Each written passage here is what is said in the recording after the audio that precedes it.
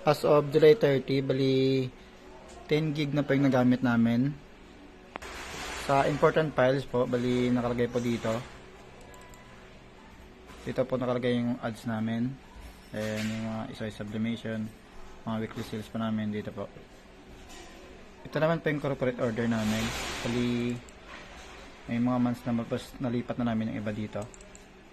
Ayan po, yung mga SOF po namin.